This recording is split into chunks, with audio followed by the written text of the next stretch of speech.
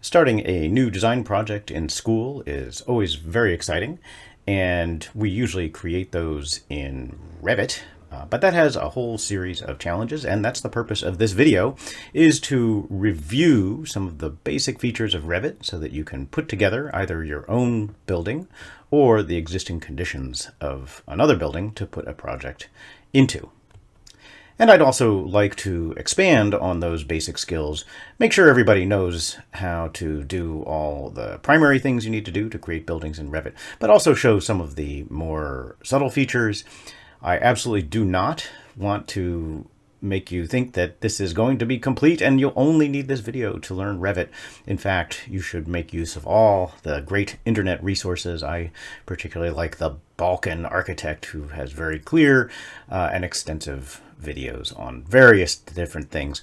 Again, many of these things that I'm going to show you are things you may not need on this project, but you might need in the future. So just as a reference to know that Revit can do these things, as opposed to just trying to cover every single feature that it has, which would probably take 100 hours. So what project are we going to do? Well, let's try doing this nice Art Deco gas station.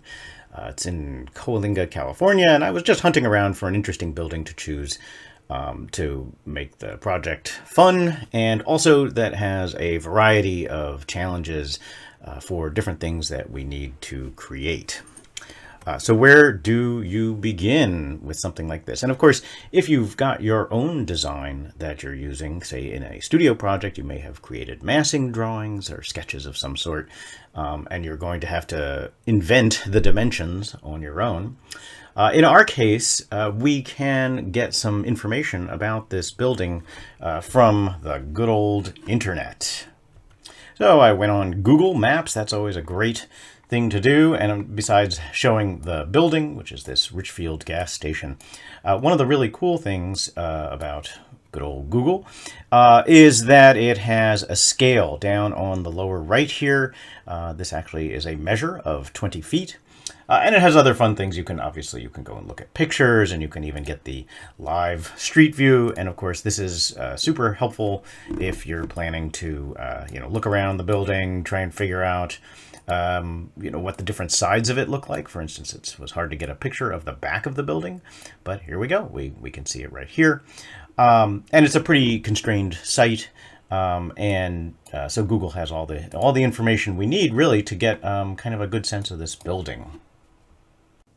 So the first step in figuring out the dimensions of this building is get a nice screenshot. Now, of course, it is Google Maps, so there's only so precise it's going to be, and I enhanced it a little bit with some line work.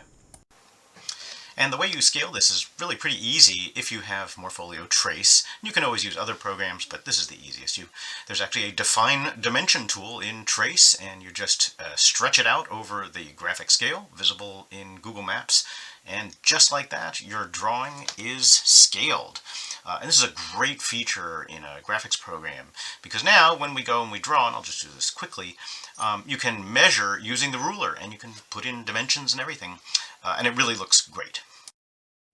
So you can see here that blowing up the drawing a little bit, we have a really good sense of how big this is. And these numbers are, of course, rounded up. It is Google Maps, so there's only so precise it can be. But you can see we have a sense that there's two roofs and what their overall dimension is. There's this little fin wall up on the other roof. So that's really helpful. And then we can also take a look at the site. Again, Google Maps is only so good it's going to be, but you do have a sense that, yeah, that's the roof that we were just drawing.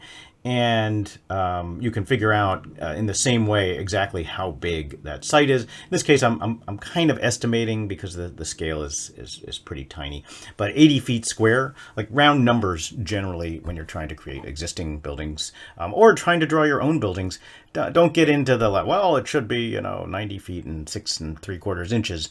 Just round things up, unless you actually are going out and doing site visits. But I'm not heading to California anytime soon.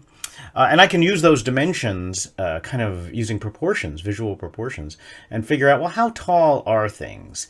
And like this larger roof, it's 27 feet 3 inches approximately wide. If I draw some squares on that building, roughly squares, figure it's just a touch more than a square, so that's probably 14 feet, 6 inches. And I can use proportions to try and figure out, well, all right, if that's 14 feet 6 inches, if I divide it in half and then in half again and then in half again, I can kind of mathematically figure out, oh, the roof is probably about 16 inches deep, and you know, that wall that's up on the top is probably about a foot. Again, round numbers are good. If we were creating this to do, say, historic preservation documents, then we would be much more precise. We'd go out and probably use all sorts of tools to measure it very precisely. But in this case, we're just doing this for a studio, so it's fine to be approximate. So then, how do you create all of this stuff? And I think it's very important, before you jump into Revit and start clicking like a clicker, that you try to think through how are you going to make all the bits and pieces and just strategize. I think it helps you manage your time and also kind of your misery, because creating custom objects in Revit is challenging. So first of all, some things are standard Revit objects, and absolutely you'd want to find those. Some are going to be customized Revit objects, standard windows and doors that you, say, modify the dimension or the configuration. And then finally, you're going to be creating imported objects. Are there any objects out there that you can use on the internet that will save you some time? And sometimes jumping into someone else's drawing or model is more challenging, trying to figure out how it's working. But anyway, so I took the picture and I call this a modeling strategies diagram. And you just kind of point at the different pieces and say, well, all right, how am I going to make this? So for example, the roofs are probably going to be made with Revit roofs. The signage, probably image files, because these are not, they don't have dimension to them. There's some structure, that'll probably be Revit structural elements. You know, we can use all those. We can use columns from Revit. Even the landscaping, it's basically concrete with some curbs. We can use standard Revit elements.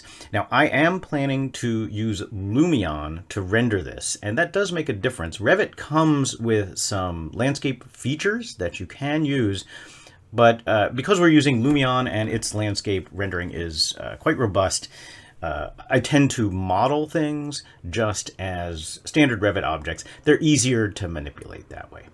Anyway, then there's other fun things like Entourage, the flags, and I don't know, the gas pumps and things like that. You can probably find those on something like the 3D Warehouse, Form Fonts, Revit City, any of the online sources. And then there are going to be a few things that we need to create custom. And you want to avoid that just because it's the most work. But for example, the fins up on the top of the columns, we're going to have to create those custom. And here we are in the familiar Revit home page. This is the new Revit home. I can't actually remember when they made it this new, but here it is. And there's all your recent projects and other samples which you can look at. But let's go to the new button. And there used to be a kind of architectural template here, which I don't know quite how they decide which ones are at the top, but I'm going to browse their long list of templates. And FYI, let's say you were doing a residential project, you could choose the residential default. It has a lot of stuff in there that is meant to help you, kind of help you set up the project. It has sheets of drawings and views. I'm just going to use the default template. And the reason is because it doesn't have all those things. We tend to start with kind of a clean slate when doing a design project. So this template is probably the best one to use. So, and then just click open. So here we are in the blank Revit world, and basically the architecture tab is where you're going to find all your tools. Hopefully you remember this. And each tool pretty clearly labeled. And in our case, we're going to begin with the roof because that's the one we know the dimension of, probably with the most precision. And then we'll create the other elements off of that. So you just click on the roof tool. It asks you what level you want it to go to. There are two default levels, level 1 and level 2. So let's go with level 2. That's probably the higher one. and choose yes. And we'll just begin by sketching the dimensions. Now I'm going to draw the longer roof first. Let's see, I believe it's 21 feet 3 inches. Remember, you can type in a number, so I'll just type in 21 feet 3. I don't need to type in inches. And everything is in feet in Revit, so you can just type in a number and hit enter and it will be feet. But I'm going to type in these numbers with inches because we have some sense that this is vaguely precise, and you can draw out your rectangle like that. Now, if you remember from having done this before, if I click the checkbox, where'd the roof go? Well, the roof is above us. We are looking at the level 1 floor plan. So we could go to the site plan view where you see the roof, or we could go to the default 3D view. I actually really like using the default 3D view, partly just easier to see what's going on. And you'll notice that the roof has a slope to it. And of course, we don't really want a slope. I'm going to just flatten the roof. And you could actually use the grips here to drag the roof dimension. But easier is to go back and edit the footprint. These little triangles here, that's the universal symbol for roof slope. All you need to do is uncheck define slope. And now you'll have a flat roof. And there you go. Now, how thick should the roof be? Well, with a little bit of study, we can figure out that how the roof is put together. But for now, let's just go with the simple overall dimension. I believe I thought it was 16 inches. So what we can do is edit type. And remember, all families have family members, family types. And in this case, if I click the down arrow, this is a basic roof. It has a number of different flavors, generic 18-inch, generic 18-inch filled, all these other fun things. And I'm going to, right now, just for the ease of beginning, I'm going to start with the generic 12-inch, and I'm going to duplicate that. And I'm going to call it, oh, I don't know, existing roof. And what you can do is edit the structure of that roof and make it whatever dimension you want. And I said 16 inches, that's 1'4". It sure would be nice if we could type in nice round numbers if we were in metric, but we can't do that. And that's forever a source of griping for me. Now, if we are in this view here, we can, in the 3D view, we can look at it from the front. And what you'll see are those levels I talked about. Here it is. And we figured out that the roof is probably 14 feet 6 inches above the ground. I'm going to type in 14.5 in this level height, and like magic, it moves it up. You can even change the name and call it roof, and it will rename the floor plans if you want it to, and the reflected ceiling plans to be like, you know, roof plan, that kind of thing. Yeah, you usually do that. And I'll call this one ground floor. One nice thing about this 3D view is you can take advantage of the view cube up here on the upper right and set yourself into, say, the top view or the front view. It's very quick to manipulate yourself into these flat orthographic type of views. This is an axonometric when it's in 3D, but when it's flat, it is a true orthographic plan or elevation. And we could draw the other roof here, and that gives us a chance to talk a little bit about parameters of the roof. So let's just get going on the roof. And when you look at the properties of the roof on the left panel here, the properties panel, you'll see that it has a number of parameters. Does it bound roofs? And also base offset from level here. Let's stretch that out a little bit so you can see it. And it also has how the rafters are cut. It's got a lot of really interesting parameters, but we want this roof to be below the other roof. So we can tell it, oh, go down minus 16 inches. If I do want it to be in inches, I do have to type in the figure there. And now I can just sketch it out as the dimensions that we measured will have us do. And what we measured is 33 feet 8 inches by 12'4". And of course, the corners of the two roofs align, where I'm assuming that they are, right on top of each other. So here you can see we have our two roofs. They're very nice to look at. And each one has properties associated with it. The critical thing is the level that it is associated with. The bottom of this roof is actually associated with the level. I think what I'm going to do is move it down 1'4". so that it is actually the top of it is associated with the level. And the reason is because when I go to add detail to it, I do have a feeling I'm going to change the thickness of this roof because it's basically a hollow roof with open web steel joists. So this one, I can come in here and type in minus 2'8", which is the kind of double the roof thickness. And again, it looks exactly the same, but because they're glued to the level, I should be able to move the level up and down and the roofs go with it as I try to find the arrangement that looks the closest to the picture. Time to put in some walls, and we absolutely could put them in this 3D view, but I don't always like to, because mainly you can end up putting them way off in outer space.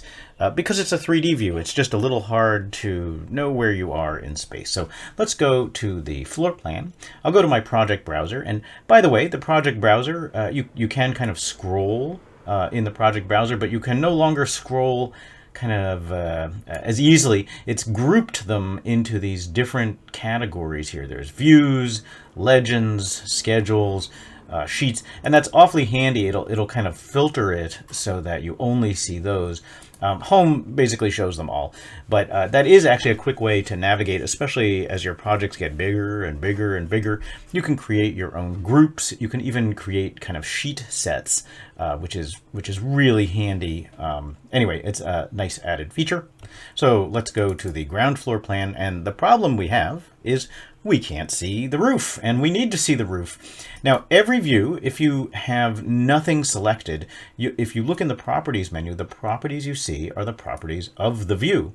And if I scroll down, there's a feature here called underlay, and we can just turn that feature on, and that will create an non-editable feature that we can use as a reference.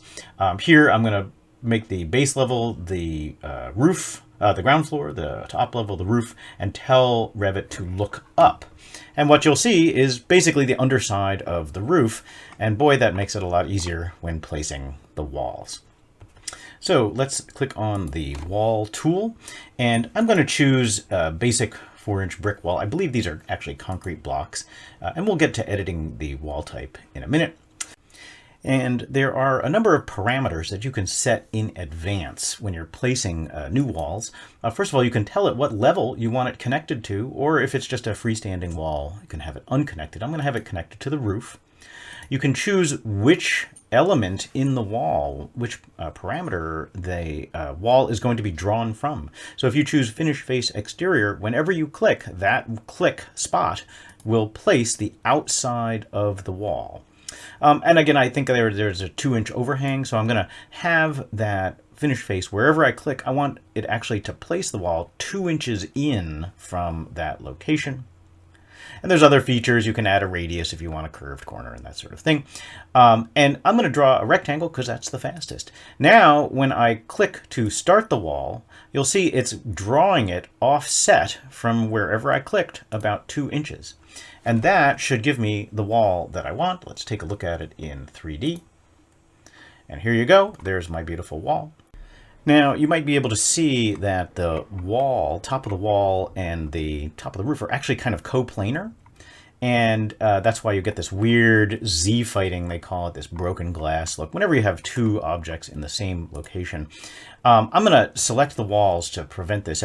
I could just drag the top of the wall like this down to where it needs to be. It's a little tricky in 3D because you see it's not really snapping to the underside of the roof. Also, it's only doing one. I could right click on it and choose select all instances of this wall in the entire project. Now I've got them all selected. And I could also draw a crossing window. If you remember a crossing window, if you click and drag from right to left, anything that touches that window gets selected. Whereas the other window, called a selection window, if you click and drag from left to right, you can see it's solid as opposed to dashed. Only things that fall entirely within that window get selected. Any of these selection techniques work, but once you have them selected, you can choose Attach Top Base. And what this will do is it will force the wall to go up or down to whatever object you click on. And only certain objects are acceptable for this operation. But you can see now it makes that wall snug right up underneath the roof. Finally, the last thing we'll do that's kind of a basic parameter here on the walls is change the material. I believe the base material of these walls is probably concrete block. It was common material in the 1930s. And we could paint these walls, but we will change the parameters of the whole wall family type, and that will change all of them without having to paint the interior and the exterior surfaces. Later on, we'll get into adding on finishes and wall base and stuff like that. But for now, what you can do is select one wall and choose Edit Type.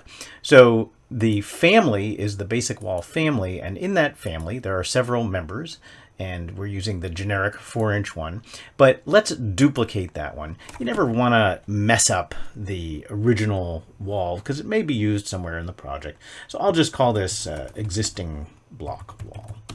And now I can change the structure of the wall. And again, we've done this kind of thing before. If you choose Edit, here what you'll see, I'll stretch this out a little bit, is that there's basically one layer of material in the wall, and it's a 4-inch common brick. And we can change that to be anything we want. If we just click on the 3-dot menu, it brings up the materials menu, and we can choose something like concrete masonry unit. And you'll see here it has the graphics of the size block, and the render appearance is even in here. So you've got a whole lot of information just by using the standard Revit materials. Hit apply and OK, and you should see that the wall changes. Now the only trick is, why didn't the other walls change? Well, because this one is the existing block wall. It's the new family that I made. I have to select these other walls and change them to that same wall type. And just scroll down and see if I can remember what I called it. Oh yeah, existing block wall. That's what I called it. And now they all change. So that's how you handle the basic shape of the building. Time to add some doors, and I spent some quality time looking here on Google Maps to determine what the door size are, and typically doors are 6'8" tall, and in this case it looks to me like the much of the building is glass, and that these doors, I'm gonna guess they look a little wide, the overall opening, so I'm gonna guess it's about 4 feet. It's probably two foot doors, glass panel and a single solid panel at the bottom. And there's 2 sets of double doors. This one looks like the same style of door, but I don't know, probably about 3 feet wide. So I'm going to go with that. There are also some 2 bathroom doors around the back.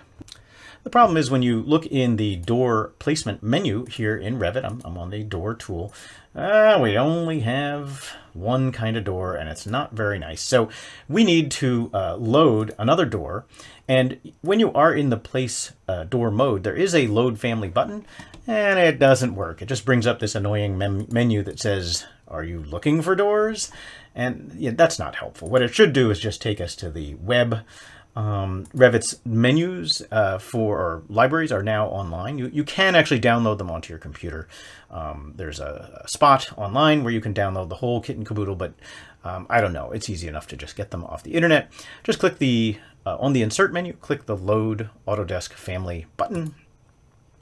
And this online menu is organized, kind of by building element here. So probably we're going to find doors under the door folder.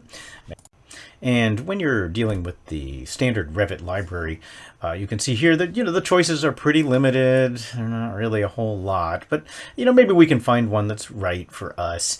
And some of them are exterior and some of them are interior. So probably we want to use the exterior doors. I happen to like this one here and this one here for the single door. Now, when you load in doors from the Revit library, usually it's going to ask you what sizes you want. There are quite a few family types for each of these doors. Now, we don't have one that's 4 feet wide, but we do have one that's pretty close. So I'll choose that one. And I don't need all the other family types. I'll click OK.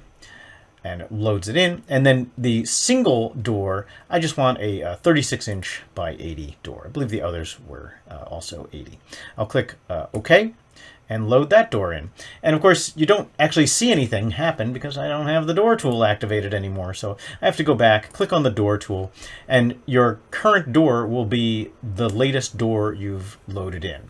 So this is the exterior single door. We can put this on the back part of the shop.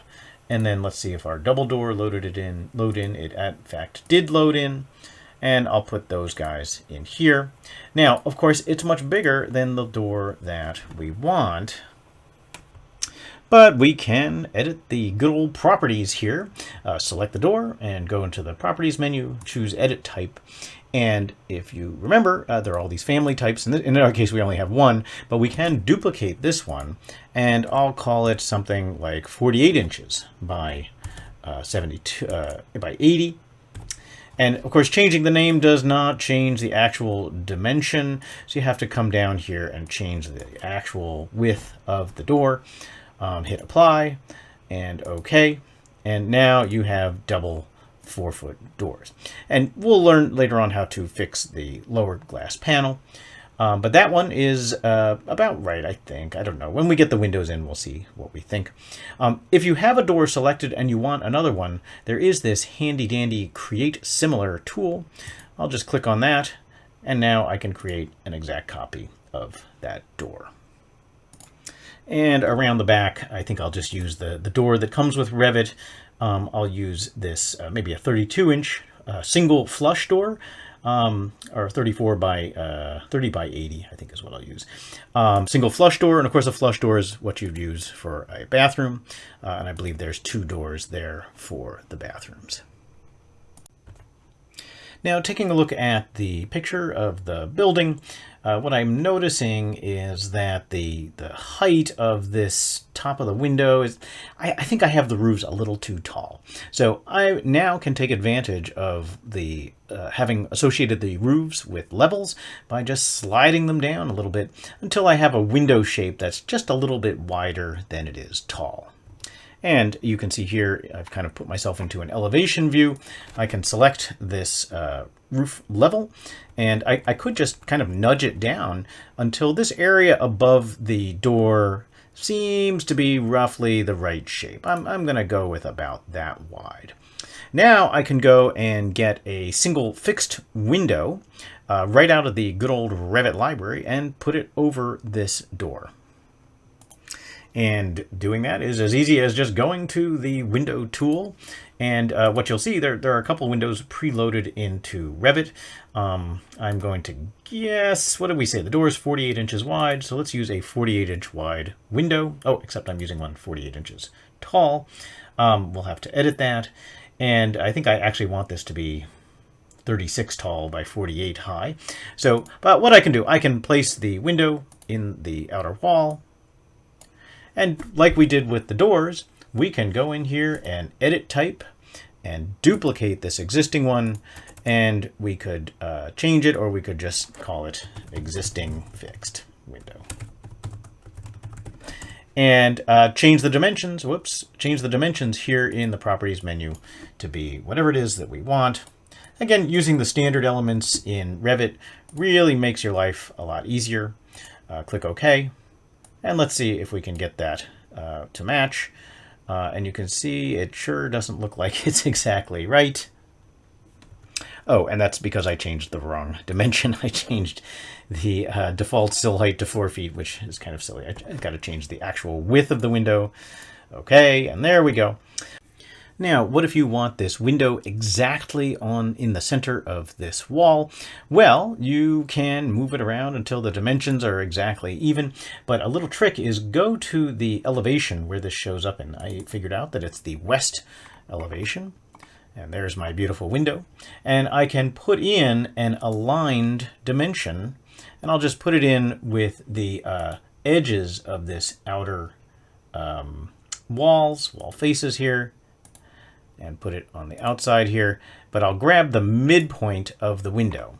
Now when I place this dimension, you'll see that I can select it, and an equal button shows up at the top, and that's toggle dimension equality, which we all are for equality. You can snap that window right to the middle, And then we can use the align tool to align the door with the center of the window. So we do have a second door set of double doors here, and we should have a window over that one. So I'll select this guy, and like I did before, I can just use the Create Similar button to create another one over on this wall. To get the height to match, you basically want to come in and change the sill height. I believe it was just 7 feet right on the nose.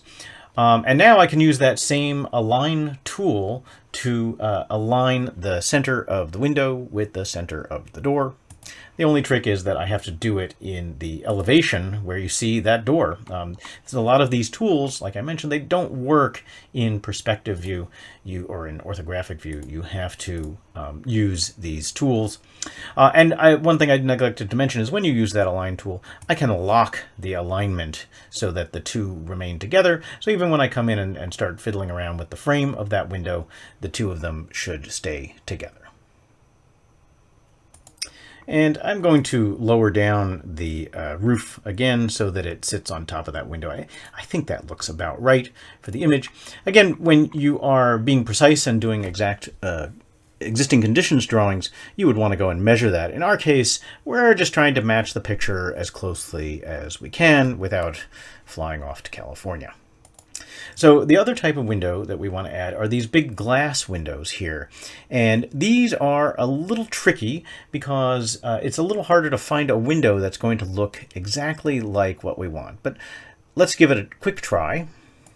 But the problem with the Revit library here is that these are basically almost all kind of wood-framed window types. And I believe these windows are metal. So we probably should just go ahead and use a curtain wall style storefront wall type to create these windows. And the reason that that is easier is because Revit makes it so that those curtain wall store type of walls behave like windows and will actually break the wall like a window. So let's set that up. So to adequately draw these side windows, we're going to use a curtain wall type, which is a standard wall. I'll just go here to wall, and down at the bottom you'll see there's one that's called storefront. We'll choose that one, and you can just draw a section of it here in front of the building. It's a little easier to manipulate when it's outside of the building at first anyway. I'll stretch it up so that it kind of fills this whole wall. Here, let's take a look at it in 3D. And you can say, oh, wow, that's a tall wall, isn't it? I can drag the top of it down. I could even lock it to the underside of that roof. I can drag the bottom up so that it is above the height of the bottom of that window. And then I want to add those horizontal mullions and maybe make these windows a little smaller, or the mullions a little smaller. To do that, you choose Edit Type. And it's always a good idea to rename this storefront system here. I'm going to just duplicate this one, and maybe I'll just call it Existing Storefront.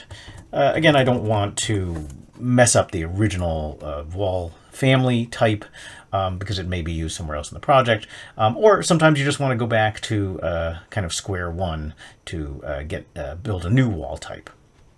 And curtain walls are basically a sheet of glass with a kind of grid of lines on them, and those lines for the storefront type are defined here in the properties menu, so they're kind of parametric. So the vertical grid, I don't really need any internal grid, so I'm gonna say none for the vertical grid. But the horizontal grid, I want to define it by how many panels there are. So once you do that, and I can also come in here, and this is the size of the mullions, and this is a small project, so I'm just going to go with a 1-inch square mullion on all of these. That'll probably look okay. Again, I'm not able to go out, and this is probably, I don't know, L-shaped sections or something like that, metal sections, but this will do. I'll click OK, and apply, and OK. And now what you'll see is that the mullions have gotten a lot smaller. And that if I go through the properties menu here and I scroll down, the vertical grid is grayed out. I can't enter a number or a dimension for that. But the horizontal grid, I can enter a number. I can even use these kind of up clickers here and hit apply. And you see it adds the number that I have. That's one too many. Hit apply. And there we go. There's my my triple window. And again, I can drag this so that it matches the window, the door. And what we're going to do is we're going to put these guys on either side of the building as well. And once again, manipulate that window to where you think it should be. I actually, based on what I'm seeing in the pictures, this does look a little high to me, so I think I'm going to need to manipulate the door to get this down a little bit. There also looks like there's kind of a corner column there, so I'll leave some space for that. But once the window is kind of the shape that you like, and again, this seems pretty close enough, we'll go to the ground floor plan, where we first drew this wall, and when you have this type of storefront system, there's a feature here called automatically embed. And what that allows you to do is basically drag this wall straight into the other wall, the storefront wall on top of the other wall. And like magic, it breaks it kind of just like a window might break it. And that's the advantage of these storefront systems, particularly if you have metal windows. It's just so easy to do that. And in fact, I have it here selected in plan. I can actually just copy that guy over to the other side. And if you don't get it exactly right, you can select the wall and either nudge it up or use the end grips to edit it. In fact, you can even copy it onto these side walls. Now, I believe this side wall is a little bit shorter, so let me copy this, but not put it inside the wall. I'll just use the copy tool, give it a base point, move it over, rotate it so that it is 90 degrees from the original one. And let's see, the door actually looks like it might be a little far over. Let's nudge that door over just a hair so that we have space to put this little section of window in here. Yeah, I guess my door needs to come over a little bit. It'll probably give me an error message if I load in the wall on top of the door. Now I can nudge the door back into position here. Oh yeah, it doesn't like that here. I got a little bit too close. There we go. That's probably more like it. Again, looking at the picture, I believe there is another one of these windows on the other side, so we'll just copy this guy over. And you can see, once you have one of these, they behave kind of like windows, just a little tricky to select and nudge around because of that funny error message that we're getting, but we can just nudge that in, and there we go. And in fact, we can even copy these guys onto the opposite side of the project here, just using the copy tool. Copy, drag this guy over, and if I get it right onto that other wall, it should break that other wall. Oh, except now my doors are in the way. Again, I kind of placed these doors willy-nilly. I believe that they actually are much farther over. They probably better be, or else these windows aren't going to fit. And one trick to getting that to work is use like the midpoint of the window. That way when you go over the wall on the north side, you'll get that center line for the wall, and hopefully it'll break it right in the middle, and so you have this lovely wall. And let's add in one more window in the middle. I believe that's what it looks like in the picture. Again, we're just kind of winging it here as far as dimensions go. But that seems pretty close to what I'm seeing in the photograph. Probably needs a little cleaning up over here. I actually think that there are no vertical kind of structural mullions in the middle of these guys like there is in the corner. So I'll just say that they're the same dimension. Also, there is one last panel here. I'm just using the nudge key to get this door over next to the window frame.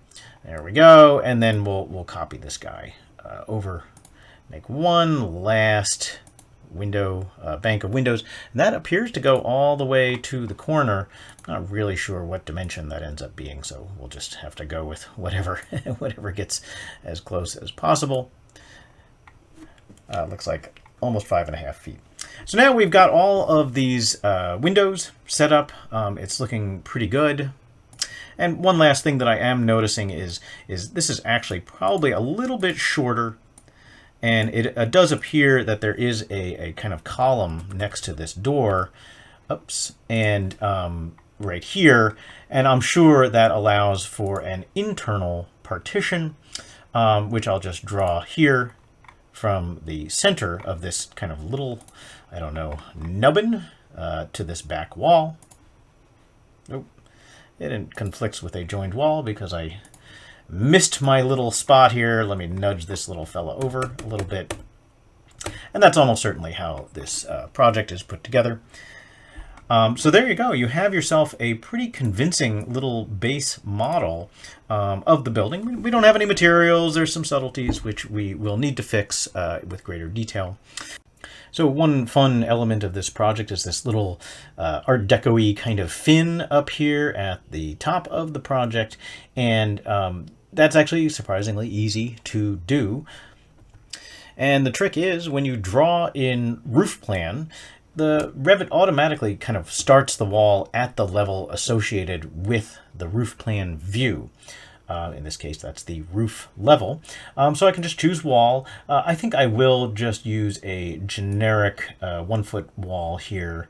I believe that's what I thought it was. And you know, conveniently, it goes right to the midpoint of this outer wall. Oh, except I am drawing the wall from the finished face of the exterior. I should use the wall center line. There we go. Now I can draw it in the midpoint, and I'm not exactly sure how far it goes, but it goes pretty far into the adjacent building, or adjacent roof. And now I can take a look at this in 3D. And you might say, oh, let's see, it doesn't look right, does it? See how it's actually, the roof level is kind of a little high? Well, we can fix that. We can just drag this down. I also think, looking at the picture, that there's a little bit of a gap right at the front here. Not much. And of course, we are going to have to estimate the height of this, but it definitely goes above the adjacent roof. I'd say a little bit taller than the kind of thickness of the roof. Again, we're kind of estimating. But this still doesn't get us the profile that we want.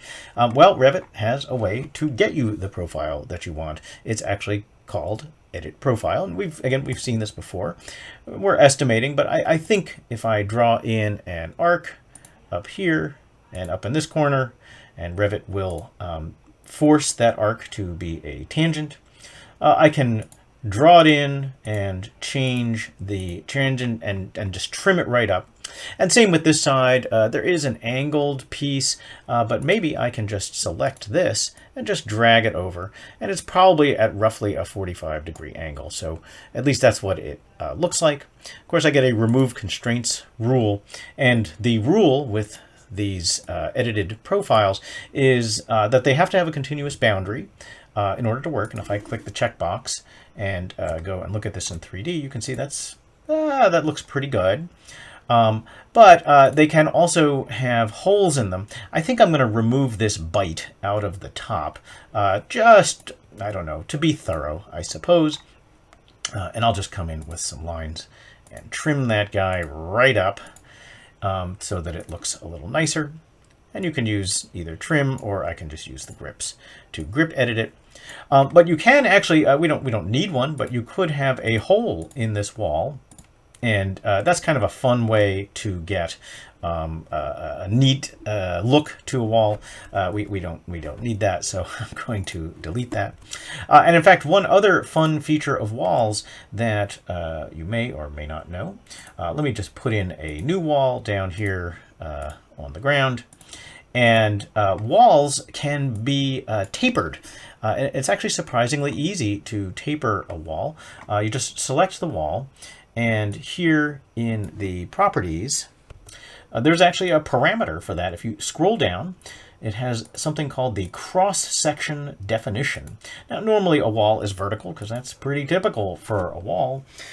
If I choose slanted and hit apply, what you'll see is that now there are some grips available on the top of this wall that will make it basically a slanted wall. That's why it says slanted. There's even a fun tapered wall type. To make that work, you do have to edit the wall type and edit the structure and allow it to have a variable structure. I don't know why they do that, but that's why that's what you need to do to allow tapering. Click OK, and now instead of a slanted wall, this tapered option becomes available. Click Apply, and now you have even more fun overrides here that you can do and force this single wall to have some wacky shape to it. Loads of fun and a lot easier than massing in place. In fact, you can't edit the profile, but you can create wall openings just by drawing a box. You're only allowed to have rectangular openings, but that's actually a pretty quick way to get some interesting shapes. Okay, I have deleted my Jersey barrier, and let's add in the columns that are supporting the edges of these giant roof canopies. It's pretty straightforward. You do want to have some kind of curb that they sit on, and from what I can tell, on one side there is a curb. I'm just going to draw that with a floor and kind of estimate the dimension, but I do know that it goes from one side to the other, and I'm going to guess about 3 feet. Let's go with 3 feet. Now, of course, as you can see, sometimes you select an object and you get this funny little number. Again, rounding off is the way to go in our world here. And then the other thing is that make sure that you're using a floor type that is easily editable and different from any other floor types you have. I'm going to edit this one, and I'm going to make it, duplicate it, and make it a curb. And I will give it just a 4-inch height. Also, one thing that you can do early on is you can give these a material. And the reason I'm thinking of it now is just that it's nice when you get to Lumion if all of these different pieces of concrete have their own material. That way you can paint them differently if you want to manipulate them. But either way, I'll just go with this standard Revit material for now. Again, we're just trying to do this element here using standard, this basic model with standard elements from Revit. So here's my 4-inch base, and then, like I said, it aligns with the roof. And now we need some columns. There aren't any columns in the Revit, in the base library here, so you do need to go and load some columns in here. There's a nice round column. I'll just load it in. And now when I go and place I'm going to use an architectural column. I should have a nice handy-dandy 6-inch diameter column here. And it does look like they're roughly at the third points, topped to bottom, and in the middle, left to right. So I can actually use the same dimensional trick that I used before. Come in and place annotate a dimension string here and make it equal. Okay, so there you go. And that trick works for vertical dimensions as well. You just come in and same idea. You put in the annotated dimension to the center of the columns, drag that guy off, and then click the EQ button, and there they go. They're magically made to be perfectly separated.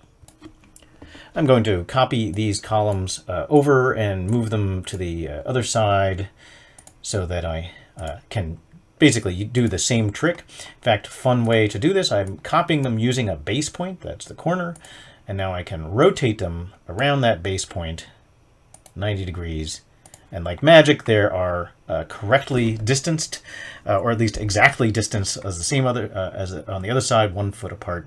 And then I'm not even going to bother to kind of nudge them close. I'm just going to use my same fun little dimensional trick here, make them equal, and voila, we've got ourselves some nice columns. I believe on this side of the project, there's a heavy base to each of these columns, whereas these two columns, they actually sit on top of this slab. So to be kind of, I don't know, official, I could give these a 4-inch offset, and that'll bring them right up to the top.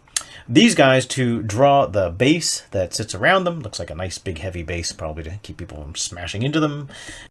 Now I could just use a mass in place, but I'm going to use a component in place. And the reason is that way I can define it as a column. And this is much better because you can turn it on and off with its family type. Just makes using the visibility and graphic overrides a lot easier. Not even sure how big this thing is, but let's see. I'm going to guess it's about 2 feet in diameter. Looking at the picture, that looks about right. And the extrusion height, if I had to guess, I'd say it's probably 2.5 feet tall. And click the checkbox. And let's just take a look at that in 3D and make sure that's about right. Yeah, I think that's about right. So going back to the ground floor plan, and I could obviously, when I'm editing this thing, I could come in here and edit the extrusion and draw in the inner circle, which is not a bad idea. In fact, I'll use the pick tool so that it picks this circle. There we go. Try to, anyway, multiple parts. That way it's like a donut. It just means that the line that is where the column meets the base is a little nicer. And then I can just copy this guy over, and I'll just use maybe the center of this guy to copy it so that I get it aligned properly. And there you have it, a lovely base model. Again, a lot of detail that we're going to need. We have a couple of peculiar things, like this wall needs to attach to the top of this roof. Try that again, attach to the top of this roof. These columns seem a little tall. Unfortunately, columns you can't edit in the same way, so you do have to kind of come over here and see if we can figure out how tall these things really are. They go up to level roof. Let's use a top offset of minus, I think it's 2 feet 8, and apply. That seems about right. Oh, except I only did one of them. Try that again, minus 2 foot 8, and apply. Oh, and I seem to have the height offset. Oh, because my floor slab is underground. How did that happen? Let's give the floor slab a 4-inch offset as well, so that it goes up to the ground. Oh, that looks much better. And you can see that really wasn't too painful to create kind of the rough outline of the building. In the next lecture, we will go over all of the details and kind of refining it to make the building look more like it really does in the pictures anyway. Maybe not exactly as it is in real life.